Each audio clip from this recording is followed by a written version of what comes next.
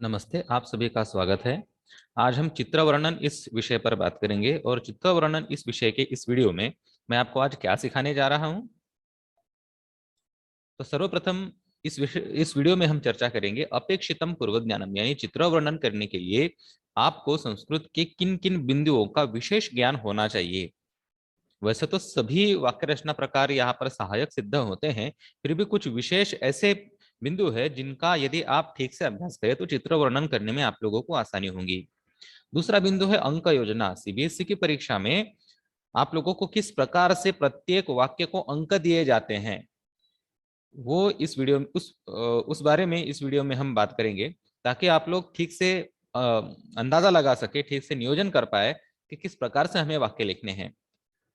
अगला है अपेक्षा, यानी चित्र वर्णन में जो आप वाक्य लिख रहे हैं उन वाक्यों से सीबीएसई की प्रश्नकर्ता की क्या अपेक्षा है।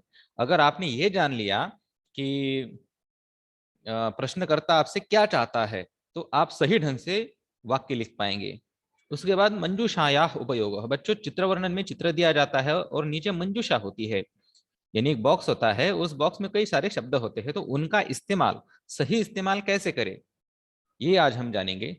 उसके बाद कति वाक्यानि लेखनी, यानी कितने वाक्य लिखने चाहिए। जैसे कि आप लोगों को यदि 5 वाक्य लिखने के लिए कहा गया है तो क्या हमें 6-7 वाक्य लिखने चाहिए, क्या ज्यादा वाक्य लिखने चाहिए, या फिर 5 वाक्य कहे गए तो 5 ही वाक्य लिखने चाहिए, इस पर भी हम चर्चा करेंगे। और ये सबसे बहुत बड़ा महत्वपूर्ण विषय है वाक्य रचना, कि वाक्य रचना कैसे करें, और वाक्य रचना करते समय अवधेय विषय यानी ऐसे विषय जिन पर विशेष ध्यान रखना चाहिए, इन पर भी हम चर्चा करेंगे। और अंत में हम मैं साक्षात किसी एक चित्र का वर्णन करके आप लोगों को दिखाऊंगा, उदाहरण स्वरूप एक चित्र दिखाऊंगा और चित्र का मैं आप लोगों को वर्णन करके दिखाऊंगा, ताकि आप लोगों को अंदाजा आ सके कि किस प्रकार चित्र वर्णन किया जाता है। और अभ्यास भी आप लोगों को दिया जाएगा। अब सर्वप्रथम हम अपेक्षित पूर्व ज्ञान पर विचार करेंगे कि आप लोगों को किन किन विषयों का अभ्यास पहले से कर रखना चाहिए। तो देखिए, प्रथम पुरुष ऐसा यहाँ पर लिखा है। अब प्रथम पुरुष ही क्यों, बाकी हमारे पास उत्तम पुरुष है, मध्यम पुरुष भी है। अब देखिए, चित्र वर्णन करते वक्त हम प्रायः प्रथम पुरुष के ही वाक्य बनाते हैं। वहां पर मैं या तुम ऐसे कर्ताओं का प्रयोग ना होने की वजह से वहां पर केवल आप लोग यदि प्रथम पुरुष का सही से अभ्यास करें तो आप लोगों के लिए फायदा होगा। आगे है विभक्ति ज्ञानम। विभक्ति ज्ञान, प्रथमा से लेकर सप्तमी तक जितनी भी विभक्तियां हैं, इन सभी विभक्तियों के अर्थों का आप लोगों को ज्ञान होना चाहिए कि कौन कहाँ है, क्या कर रहा है, किससे हो रहा है। ये जो कारक अर्थ है, इसका यदि आप अभ्यास कर पाए तो आप लोगों को वाक्य बनाना आसान होगा। अगला बिंदु है लट लकार। देखिए, चित्र वर्णन करते समय आप लोगों को चित्र में जो दिख रहा है उसी का वर्णन करना होता है, और ये वाक्य प्रायः सभी वाक्य वर्तमान काल में ही होते हैं, क्योंकि वहां पर क्या हो रहा है इसका आप लोगों को केवल वर्णन करना है, ना कि आप लोगों को यह बताना है कि अंदाजा नहीं करना है कि आगे इस चित्र में ऐसा होगा या फिर ऐसा हुआ है। ऐसे भविष्यकाल और भूतकाल की हमें कोई जरूरत नहीं है, लट लकार से आप लोगों का काम चल जाएगा। तो कक्षा कौमुदी पर भी हमने लट लकार से संबंधित एक लेख लिखा है, तो उसको आप लोग पढ़ लीजिए, तो आप लोगों का लट लकार ठीक से उसका अभ्यास हो जाएगा। तो लट लकार का अभ्यास आप लोगों को होना चाहिए। और एक और बात, अस धातु रूपाणी, यानी अस धातु के जो रूप है इनका आप लोगों को सही से ज्ञान होना चाहिए। अब क्यों, क्योंकि अस धातु के रूपों का बहुत काम पड़ता है चित्र वर्णन करते समय, और अस धातु के रूपों का इस्तेमाल करने में ही बहुत सारे छात्र गलतियां कर देते हैं, तो ये गलतियां नहीं होनी चाहिए। इसलिए आप लोगों को अस धातु के रूपों का भी अभ्यास करना चाहिए। अब ये सारे जो 4 बिंदु मैंने बताए, इन बिंदुओं, इनमें से प्रत्येक बिंदु से संबंधित लेख हमने कक्षा कौमुदी पर लिखा है, आप लोग वहां जाकर उनको पढ़कर इनका अभ्यास कर सकते हैं। यदि आप लोगों की ये 4 बिंदु अच्छे हैं तो आप लोग चित्र वर्णन बहुत अच्छे से कर सकते हैं। अगला हमारा विषय है अंक योजना। अब अंक योजना यानी क्या, तो आप लोग जो वाक्य लिखने जा रहे हैं चित्र वर्णन में, उस पर आप लोगों को अंक कैसे मिलने वाले हैं, कितने मिलने वाले हैं। देखिए, ये एक स्क्रीनशॉट मैंने आप लोगों के लिए यहाँ पर निकाल कर रखा है। ये स्क्रीनशॉट है किसका, तो सीबीएसई के द्वारा उनकी वेबसाइट पर जो सैंपल क्वेश्चन यानी नमूना प्रश्न पत्रिका जो होती है, उसमें मार्किंग स्कीम जो है अंक योजना, सीबीएसई की वेबसाइट पर जो मार्किंग स्कीम है वहां का स्क्रीनशॉट है। देखिए आप लोग देख सकते हैं कि सीबीएसई academics.nic.in इस वेबसाइट से ये स्क्रीनशॉट लिया है। तो चित्र वर्णन के बारे में क्या कहा है कि चित्र वर्णन के अंक छात्रों को कैसे दिए जाए, इस बात का ये स्क्रीनशॉट है। तो यही से हम समझेंगे कि कैसे अंक दिए जाते हैं। तो यहाँ पर आप लोग ऊपरी तरफ और दाहिने कोने में देख सकते हैं कि 1 गुना 5 अर्थात 5। तो इसका मतलब यह है कि आप लोगों को कुल 5 वाक्य अगर लिखने हैं तो प्रत्येक वाक्य को आप लोगों को 1 अंक मिलने जा रहा है। यानी एक वाक्य के लिए 1 अंक है। पिछले कुछ दिनों में, पिछले कुछ वर्षों में एक वाक्य को 2 अंक हुआ करते थे, यानी 2 गुना 5 ऐसा होता था और पूरा बराबर इसका 10 आता था। तो एक वाक्य 2 अंकों का हुआ करता था, लेकिन अभी इस वर्ष तो हमें एक वाक्य 1 ही अंक का होने वाला है। तो देखिए इस 1 अंक का भी अंक विभाजन कैसे किया है। यहां पर आप लोग देख सकते हैं अर्धः अंकः भावस्य कृते। इस बात को बिल्कुल आप लोगों को समझना है। अर्धः अंकः भावस्य कृते अर्थात क्या है। तो देखिए आप लोगों को जो चित्र दिया जाता है, तो चित्र में जो चीजें घटित हो रही है या फिर चित्र में जो कुछ भी है, ठीक ठीक वही वर्णन यदि आप करें, यानी चित्र में जो है उसी का वर्णन यदि आप करें, तो आप लोगों को आधा अंक मिल जाता है। और आगे लिखा है अर्धः अंकः च व्याकरण दृष्टिया शुद्धता निमित्तम। यहाँ पर आप लोग देख सकते हैं कि व्याकरण दृष्टिया यदि आपका वाक्य व्याकरण की दृष्टि से शुद्ध है, सही है, तो उसके लिए आप लोगों को आधा अंक मिलने जा रहा है। तो देखिए इन दोनों बातों को मैंने बताया आप लोगों को, और इससे आप लोगों को समझना क्या है कि आधा अंक आप लोगों के वाक्य का भाव या और आधा अंक है व्याकरण के लिए। तो मान लीजिए कि आपका वाक्य व्याकरण की दृष्टि से गलत भी है, व्याकरण की दृष्टि से गलत है, उसके अंदर विभक्ति गलत हो गई, वचन गलत हो गया, पुरुष गलत हो गया, लेकिन जो चित्र में आप लोगों को दिख रहा है उसी का वर्णन यदि आप लोगों ने किया है तो आपको आधा अंक तो जरूर मिलने वाला है। और आप लोगों ने थोड़ा सा काम व्याकरण पर भी ठीक ठाक से किया तो आधा अंक व्याकरण का भी मिल जाएगा, अर्थात आप लोगों को पूरा 1 अंक यहां से मिल सकता है। अगला हमारा बिंदु है अपेक्षा। अपेक्षा क्या चीज है अपेक्षा? तो आप लोगों का वाक्य कैसा होना चाहिए, वाक्य रचना से आपसे क्या अपेक्षित है, इस बात का विचार हम उसी स्क्रीनशॉट से करेंगे। देखिए यहां पर आप लोग देख सकते हैं जो अंडरलाइन किया है मैंने, अत्र छात्रेभ्यः संक्षिप्त वाक्य रचना अपेक्षिता वर्तते। संक्षिप्त, संक्षिप्त का मतलब होता है बिल्कुल शॉर्ट, छोटे वाक्यों की रचना अपेक्षित है। अब यहां पर भी केवलम वाक्य शुद्धि ही द्रष्टव्य, आप लोगों ने शुद्ध वाक्य लिखा है कि नहीं इतना ही देखने के लिए कहा है। अब ये देखो ये मार्किंग स्कीम है, तो जो आप लोगों के लिए आपके क्वेश्चन पेपर्स जो लोग सॉल्व चेक करने के लिए परीक्षक बैठेंगे उनके पास ये जाता है मार्किंग स्कीम। तो यहाँ पर क्या निर्देश दिए गए हैं कि आपका जो चित्रवर्णन में जो आप लोग वाक्य लिख रहे हैं, यहाँ पर वाक्य शुद्धि, आप लोगों को बस शुद्ध वाक्य होना चाहिए, इतना ही देखना है। वाक्य में अगर कहीं गलती है तो वो वहां पर आप लोगों के मार्क्स काटे जाएंगे।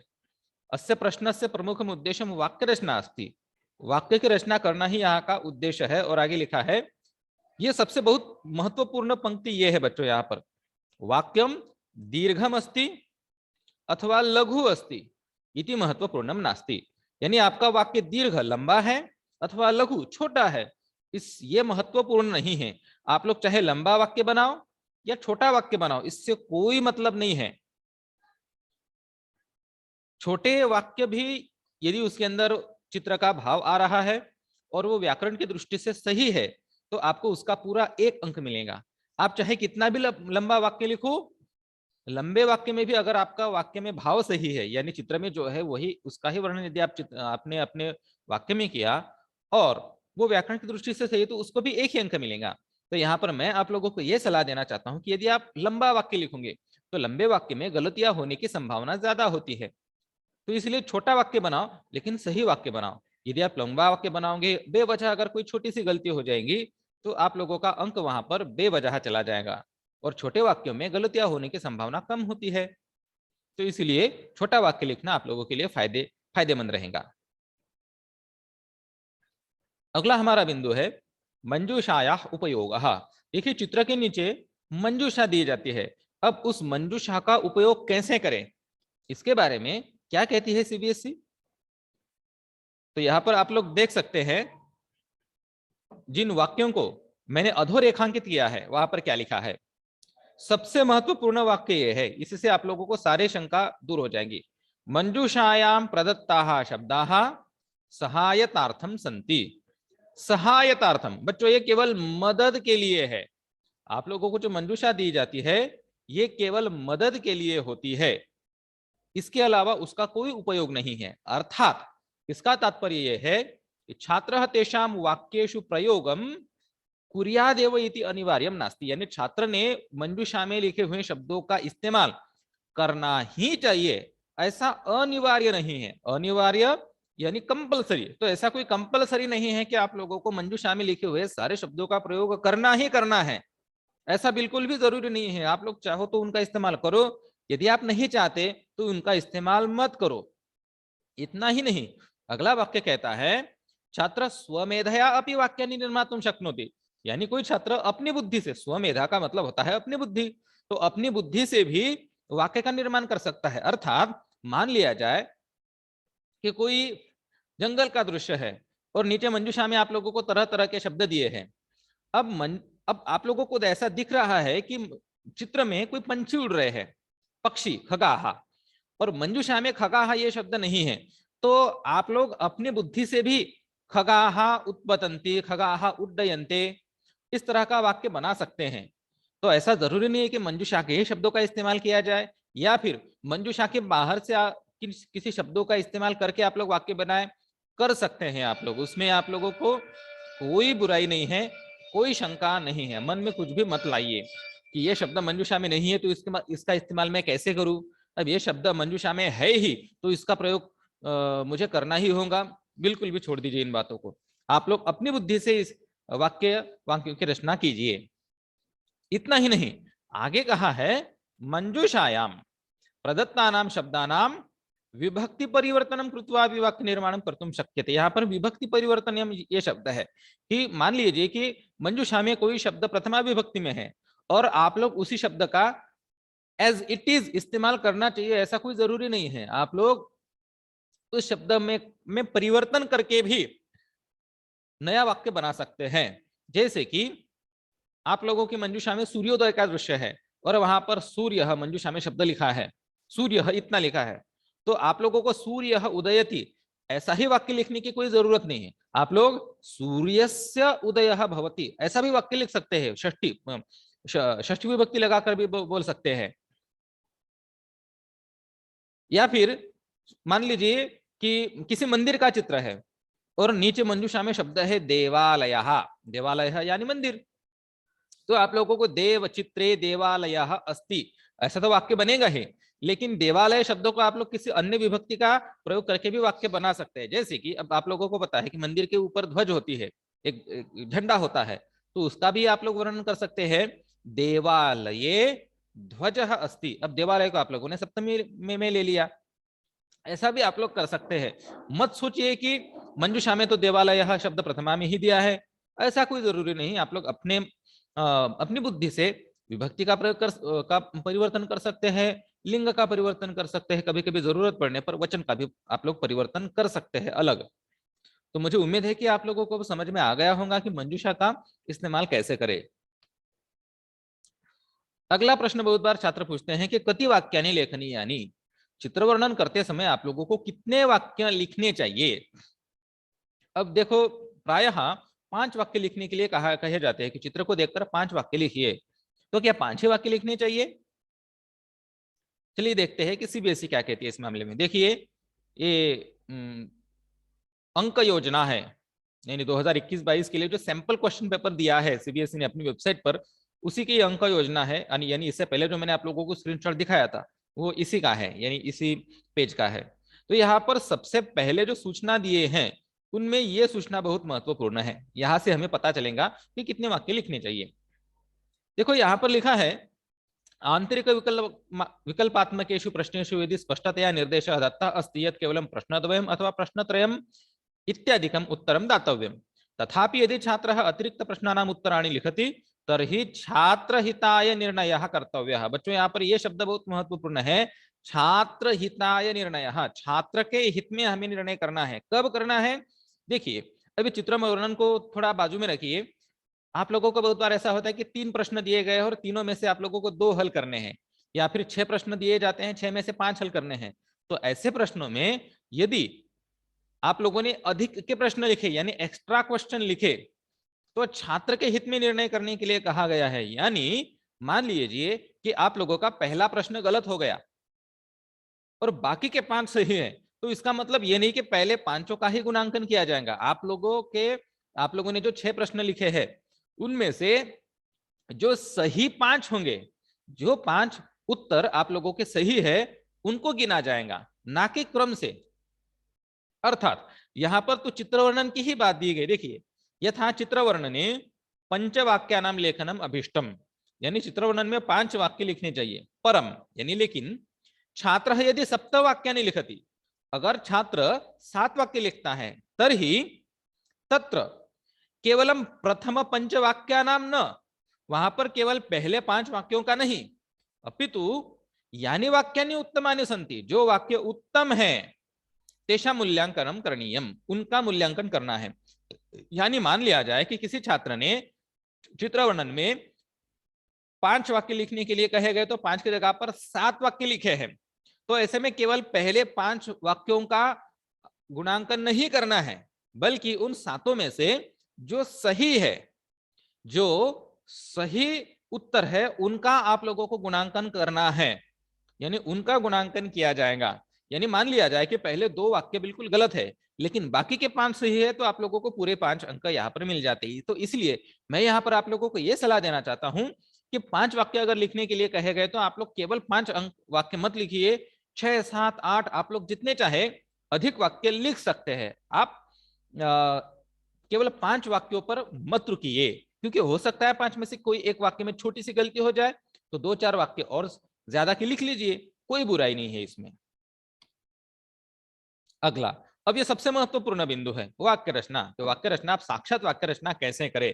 तो वैसे अगर देखा जाए तो इसमें आप लोगों की संस्कृत भाषा कितनी अच्छी है, कितनी अच्छी वाक्य रचना आप लोग जानते हैं, इस पर यह निर्भर करता है। लेकिन फिर भी कुछ महत्वपूर्ण बातें हम देखते हैं। देखिए चित्र को देखकर आप लोगों को किस तरह से वाक्य बनाने हैं, तो इसके लिए मैं आप लोगों को 3 प्रश्न दे रहा हूं। चित्रे किम अस्ति, किम कुत्र अस्ति, चित्रे किम भवति। यानी चित्र में क्या है, इस प्रश्न का जवाब दीजिए। किम कुत्र अस्ति, चित्र में क्या, कौन सी चीज कहां है, इस पर विचार कीजिए। और चित्रे किम भवति, चित्र में क्या हो रहा है।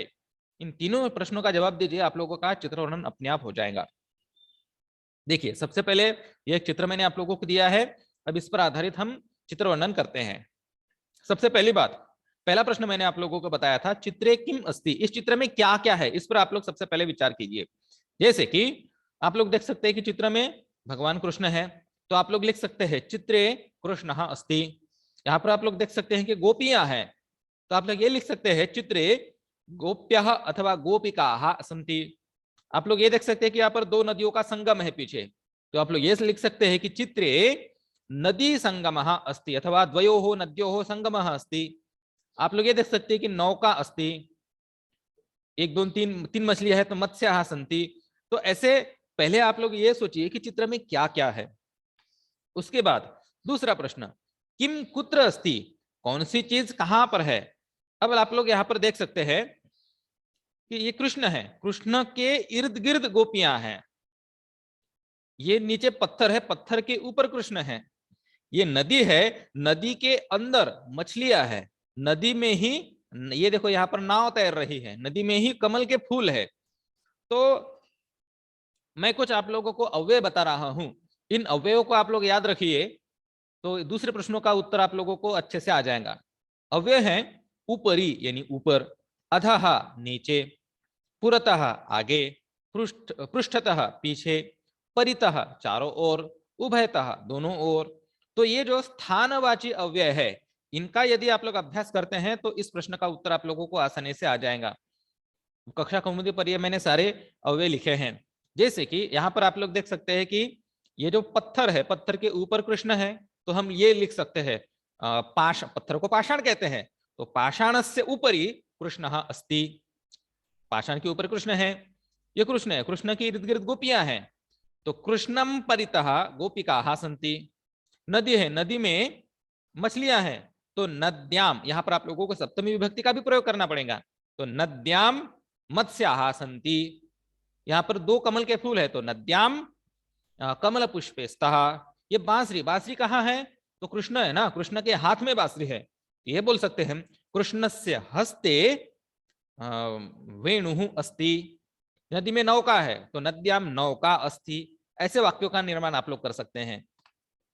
और अंत में ये सबसे महत्वपूर्ण प्रश्न है, चित्रे किम भवति, चित्र में हो क्या रहा है, कौन सी क्रिया हो रही है, कौन सी एक्शन हो रही है, तो आप लोग ये देख सकते हैं कि देखो कृष्ण मुरली बजा रहे हैं, कृष्ण बंसी बजा रहे हैं, तो कृष्ण वेणुम वादयति, ऐसा वाक्य बनाइए। अब ये जो गोपियां हैं ये क्या कर रही है, ये बांसुरी सुन रही है, तो गोपिका वेणुवादनम शृण्वन्ति, ये वाक्य हो गया। आगे ये तीन मछलियां हैं, मछलियां क्या कर रही है, मछलियां तैर रही है पानी में, तो मत्स्याः नद्याम तरंती, ये हो गया वाक्य। ये नाव है, नाव तैर रही है, तो नौका नद्याम तरती, इस तरह के आप लोग वाक्य बना सकते हैं। बच्चों केवल इन तीन प्रश्नों के यदि आप लोग तीन प्रश्नों पर यदि विचार करते हैं तो आप लोगों का चित्र वर्णन अपने आप बहुत अच्छे से हो जाएगा। अब देखो, अब हम वाक्य रचना ही सीख रहे हैं, लेकिन वाक्य रचना के अंदर कुछ महत्वपूर्ण विषयों पर आप लोगों को बिल्कुल पक्का ध्यान रखना पड़ता है। वो अवधेय विषय कौन से हैं कि वाक्य रचना करते वक्त कौन कौन से बिंदुओं पर हमें ध्यान रखना चाहिए। तो कुल मिलाकर 7 बिंदु है यहाँ पर, इन 7 बिंदुओं पर मैं आप लोगों को क्रमशः एक एक करके समझाता हूं। देखिए, सबसे पहला है अदृष्टम अवर्णनीयम, यानी जो चित्र में जो नहीं दिख रहा है उसका वर्णन नहीं करना चाहिए। बहुत बार बच्चे क्या करते हैं, देखो मैं बहुत दिनों से संस्कृत सिखा रहा हूं, बच्चों के पेपर चेक करता हूं, तो उसमें बच्चे कुछ का कुछ लिख देते हैं। अब जो चीजें चित्र में नहीं है वो भी छात्र लिख देते हैं। अब कैसे लिखते हैं कि कृष्ण देव अस्ति, अब देखिए हम मानते हैं भगवान कृष्ण को, लेकिन चित्र में हमें उससे कोई मतलब नहीं है। चित्र देव कृष्ण देव अस्ति, ये यहाँ पर लिखने की कोई जरूरत नहीं है। उसके बाद कृष्णस्य भक्ति करणीया, ये लिखने की कोई जरूरत नहीं है। उसके बाद यहाँ पर देखो नदी दिख रही है आप लोगों को, तो नदी के बारे में वर्णन करते हैं बच्चे, जैसे कि जनाः नदी प्रदूषणम कुर्वन्ति, अथवा नदी मानवाय जलम ददाति। अब यहाँ पर चित्र में आप लोगों को ये नहीं दिख रहा है कि कोई इंसान आकर नदी से पानी लेकर जा रहा है, तो जो नहीं दिख रहा है उसका वर्णन मत कीजिए।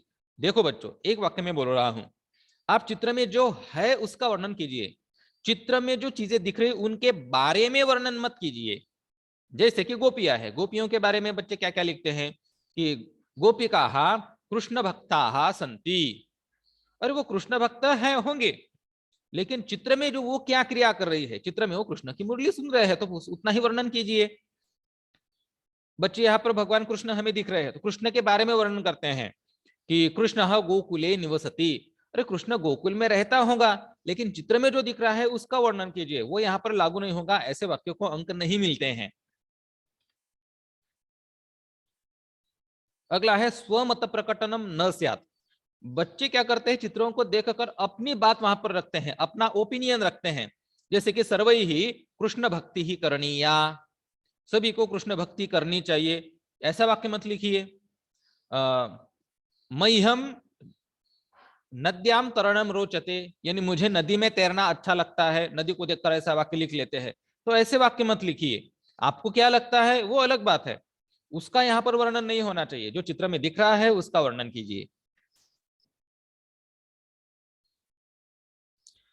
अस्मिन् चित्रे इत्यत्र चित्रे इति, अब देखिए मैंने शुरुआत में ही बताया था कि आप लोग छोटे वाक्य लिखिए, बड़े वाक्य लिखने से कोई फायदा नहीं होता है।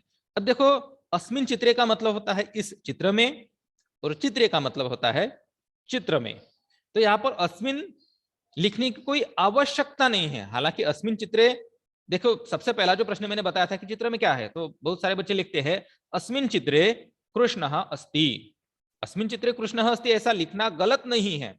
लेकिन अस्मिन ये एक ज्यादा का एक्स्ट्रा शब्द है। उसके जगह पर यदि आप लोग केवल चित्रे इतना लिख देते हैं तो उसका भी मतलब वही निकल कर आता है, चित्रे कृष्ण अस्ति। तो एक शब्द आप लोगों का कम हो गया। अब अस्मिन लिखते लिखते अगर आप लोगों की मान लिया जाए कि न को हलंत ही नहीं दिया तो आधा अंक बेकार चला जाएगा। तो आपकी कोशिश क्या होनी चाहिए कि कम से कम शब्दों में वाक्य लिखा जाना चाहिए। तो अस्मिन चित्रे कृष्ण अस्ति, इसके जगह पर केवल चित्रे कृष्ण अस्ति, सेम मतलब है। तो इस बात का ख्याल रखिए। हालांकि अस्मिन चित्रे लिखना गलत नहीं है, लेकिन गलती होने की संभावना को हम कम कर रहे हैं।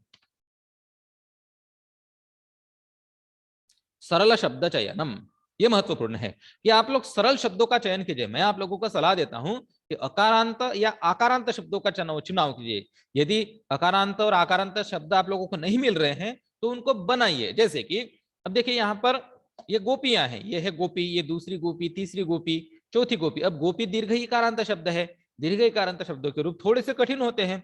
तो गोपी जगह के जगह पर गोपी गोपिका कहो। जैसे कि यहाँ पर गोपिया मुरली सुन रही है तो इसके लिए गोप्य वेणुवादनम शृण्वन्ति, ऐसा वाक्य बन सकता है। अब गोप्य के जगह पर आप लोग गोपिकाहा बनाइए, वो ज्यादा सही है, ज्यादा सही नहीं है, वो ज्यादा सरल है। अब वेणुम वादयति, इसके जगह पर वेणुवादनम करोति, ऐसा यदि आप लोगों ने किया तो ज्यादा आसान रहेगा वो, पढ़ने वाले के लिए भी और आप लोगों को लिखने के लिए भी। आगे है सरल वाक्य रचना। आप लोगों को सरल वाक्य रचना करनी चाहिए, सरल सरल वाक्य बनाइए। जैसे कि अब यहां पर देखिए दो नदियों का संगम है, तो इसको देखकर कैसा वाक्य बनता है, अस्मिन चित्रे, या फिर मैंने अभी बताया कि चित्रे द्वयोः नद्योः संगमः अस्ति। अब देखो द्वयोः नद्योः संगमः यानी दो नदियों का संगम, दोनों नदियों का संगम। अब ये वाक्य रचना थोड़ी लंबी भी हो गई और इसमें आप लोगों को द्विवचन का भी यहाँ पर प्रयोग किया गया, द्विवचन की षष्ठी है यहाँ पर, द्विशब्द को षष्ठी द्विवचन लगा। तो इसकी जगह आप लोगों ने अगर इतना वाक्य लिख दिया होता, जैसे कि मैं आप लोगों को बता रहा हूं, चित्रे नदी संगमः अस्ति। अब द्वयोः नद्योः संगमः ये लिखना गलत नहीं है, लेकिन चित्रे नदी संगमः अस्ति अगर इतना ही आप लोगों ने समास करके लिखा तो ये ज्यादा सही है। ज्यादा सही क्यों है, क्योंकि एक छोटा वाक्य है, इसमें आप लोगों ने समास का इस्तेमाल किया, तो समास के प्रयोग से आप लोगों का जो द्विवचन है वो छट गया। तो ये आप लोगों के लिए ज्यादा सही है, क्योंकि कम शब्दों में आप लोगों ने वाक्य लिखा और कम शब्दों में होने की वजह से उसके अंदर गलतियां होने की संभावना कम रही और आपको इससे बेहतर अंक मिल सकते हैं। कर्तृक्रिया संबंध है, इसमें बहुत सारे बच्चे गलतियां कर लेते हैं। मैंने आप लोगों को बताया था लट लकार, लट लकार का ठीक से अभ्यास कीजिए। यहाँ पर चित्र वर्णन में प्रायशः प्रथम पुरुष के वाक्य होते हैं। तो पठती पठतः पठन्ति, करोति करो कुरुतः कुर्वन्ति। तो जिस वचन में या फिर पुरुष में आपका कर्ता होगा, उसी वचन या उसी पुरुष में आप लोगों का क्रियापद होना चाहिए। छात्र लिखते हैं, जैसे कि यहाँ पर 4 गोपियां हैं, गोपियां सुन रही है, तो गोपिका हा वेणुवादनम शृणोति, ऐसे वाक्य लिखते हैं बच्चे। शृणोति एक वचन है, वहां पर शृण्वन्ति होना चाहिए। अथवा इसके विपरीत भी करते हैं, यहाँ पर कृष्ण अकेला है, बांसुरी बजा रहा है, तो कृष्ण वेणुवादनम करोति, इसके जगह पर कृष्ण वेणुवादनम कुर्वन्ति, ऐसा करते हैं। तो जिस वचन में आपका कर्ता होगा उसी वचन में आपका क्रियापद भी होना चाहिए, इस पर ध्यान रखिए। आगे है अस धातु साधु प्रयोग। अस धातु का सही प्रयोग। देखिए हमारा जो मैंने आप लोगों को पहला प्रश्न बताया था, चित्र में क्या क्या है, तो उसके लिए अस धातु का प्रयोग होना चाहिए सही। अब यहाँ पर मैंने लिख कर दिया है, देखो बच्चे गलती करते हैं। अगर आप लोगों का वाक्य एक वचन में बन रहा है, अगर आप लोगों को अस धातु का प्रयोग करना है तो एक वचन के लिए अस्ति है, द्विवचन के लिए स्तः है, बहुवचन के लिए संति। मैं आप लोगों को करके दिखाता हूं। जैसे कि आप लोगों को कहना है कि चित्र में कृष्ण है, तो चित्रे कृष्ण अस्ति ऐसा होगा, एक वचन में है तो अस्ति। अब यहाँ पर आप लोग देख सकते हैं कि 2 कमल के फूल है, तो दोनों के लिए द्विवचन में स्तः आता है। जैसे कि नद्याम, नदी में, कमल पुष्पे स्तः, 2 कमल के फूल है। अब बच्चे यहाँ पर कमल पुष्पे अस्ति ऐसा लिख देते हैं, कमल पुष्पे संति ऐसा लिख देते हैं।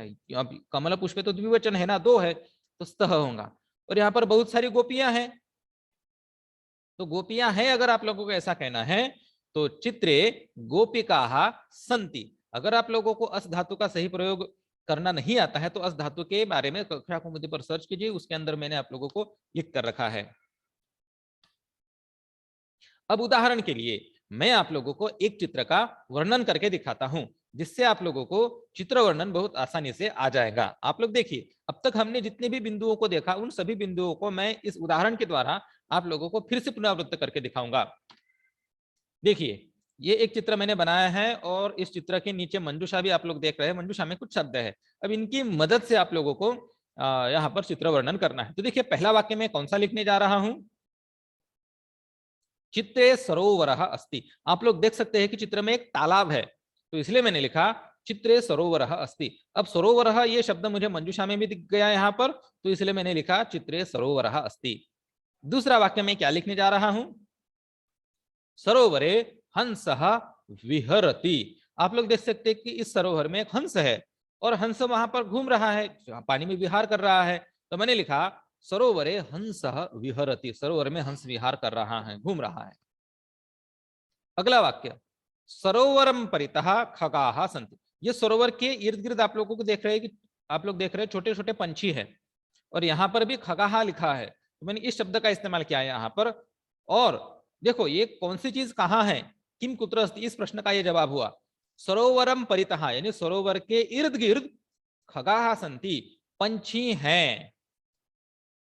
आगे, सरोवरस्य पृष्ठे पर्वतौ स्तः। देखो यहाँ पर पर्वतौ यानी दो पहाड़ ये शब्द है। अब देखो, ये सरोवर है, सरोवर के पीछे दो पहाड़ है, तो इस बात को मैंने इसमें शामिल किया, सरोवरस्य पृष्ठे पर्वतौ स्तः।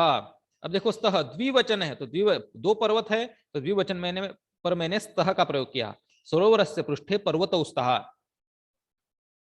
आगे, सूर्यस्य उदयः भवति। ये एक वाक्य मैंने यहाँ पर लिखा। अब देखो, यहाँ पर मुझे सूर्य ये शब्द दिख गया सूर्य और उदयति, ये दोनों भी शब्द मिल गए, तो सूर्य और उदयति दोनों को मिलाकर सूर्य उदयति ऐसा वाक्य बन सकता था, लेकिन मैंने आप लोगों को यहाँ पर ये दिखाया कि जो शब्द आप लोगों को मंजूषा में दिख रहे हैं उनका एज इट इज जो वैसे हैं वैसा ही प्रयोग करने की कोई जरूरत नहीं है।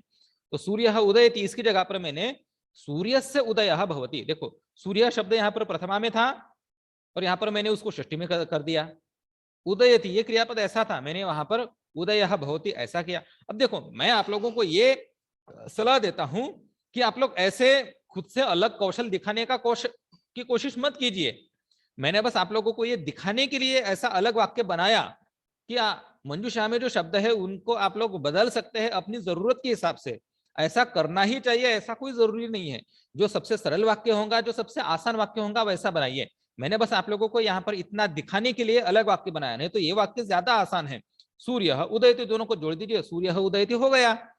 लेकिन मैंने आप लोगों को यहाँ पर दिखाया कि आप लोग बदल सकते हैं अगर आपकी इच्छा हो तो। अगर आप लोगों को ऐसा दिख रहा है कि इसको अगर मैं बदलूं तो अलग होगा। देखो, यहाँ पर भी आप लोग देख सकते हैं ना, यहाँ पर सरोवरे ये शब्द लिखा है, सरोवरे ये तो सप्तमी विभक्ति है, लेकिन मंजूषा में आप लोगों को सरोवरे कहीं पर नहीं है, लेकिन जो सरोवर शब्द दिख रहा है ये प्रथमा में है। तो ऐसा जरूरी नहीं कि हर जगह पर सरोवर का प्रथमा में ही इस्तेमाल करे। सरोवर की जगह पर आप लोग सरोवरे बन सकते हैं। यहाँ पर मैंने सरोवरम द्वितीय में लिया, सरोवर से सरोवर को षष्ठी में भी लिया। अगला वाक्य, अब देखो यहाँ पर 5 वाक्य हो गए, पंचवाक्या नहीं 5 वाक्य लिखने के लिए बोले गए थे, यहाँ पर मेरे 5 वाक्य हो गए। अब क्या इससे ज्यादा मैं वाक्य लिख सकता हूं? तो हाँ, लिख सकता हूं। ये देखिए, सरोवरे मत्स्याः तरन्ति। देखो, यहाँ पर मत्स्याः मुझे एक शब्द मिल गया यहाँ पर, तो इसका इस्तेमाल यहाँ पर मैंने किया, सरोवरे मत्स्याः तरन्ति। क्या कर रहे हैं? देखो, तरन्ति क्रिया का इस्तेमाल किया मैंने, मत्स्याः तरन्ति। देखो, मत्स्याः बहुवचन में है, तो यहाँ पर मैंने बहुवचन का इस्तेमाल किया, तरन्ति। आप लोग देख सकते हैं 1 2 3 मछलियां दिख रही है, तो मैंने बहुवचन का इस्तेमाल किया। एक और वाक्य, सरोवरे कमल पुष्पे स्तः। अब देखिए बच्चों, यहाँ पर कमल पुष्पे, कमल के 2 फूल, देखो ये हंस है, हंस के पीछे एक कमल का फूल है, हंस के आगे कमल का फूल है। अब कमल का उल्लेख आपकी मंजूषा में नहीं है, कमल का उल्लेख मंजूषा में नहीं है, लेकिन क्या मैं कमल का इस्तेमाल कर सकता हूं? कमल इस शब्द का मंजूषा में तो नहीं है, तो कर सकता हूं। जो शब्द आप लोगों को मंजूषा में नहीं दिख रहे हैं उनका भी प्रयोग आप लोग कर सकते हैं। यहां पर लिखा है सरोवरे कमल पुष्पे स्तः, सरोवर में कमल के फूल हैं। तो इस प्रकार से मैंने कुल मिलाकर 7 वाक्य लिखे इस चित्र को देखकर। यहाँ पर मैंने सभी बिंदुओं का इस्तेमाल किया। आप लोग देख सकते हैं यहाँ पर कमल के फूल, कमल पुष्पे 2 है, तो इसलिए मैंने स्तः का इस्तेमाल किया। तो इस प्रकार से ये एक आदर्श चित्र वर्णन मैंने आप लोगों को कर दिखाया। आप लोग इन चित्रों को देख सकते हैं कि बहुत छोटे छोटे वाक्य है, लंबे लंबे वाक्य नहीं है, कम से कम 3 शब्द है यहाँ पर। आप लोग 2 शब्दों का भी वाक्य बना सकते हैं, ज्यादा से ज्यादा केवल 4 शब्द आप लोगों को दिखेंगे तीसरे वाक्य में और चौथे वाक्य में, बस 4 शब्द है, पांचवा शब्द नहीं है। तो छोटे शब्दों का इस्तेमाल करो, कम शब्दों का इस्तेमाल करो, छोटे वाक्य बनाओ, आसान वाक्य बनाओ, सरल वाक्य बनाओ। इतना ही आप लोगों के द्वारा चित्र वर्णन में अपेक्षित है।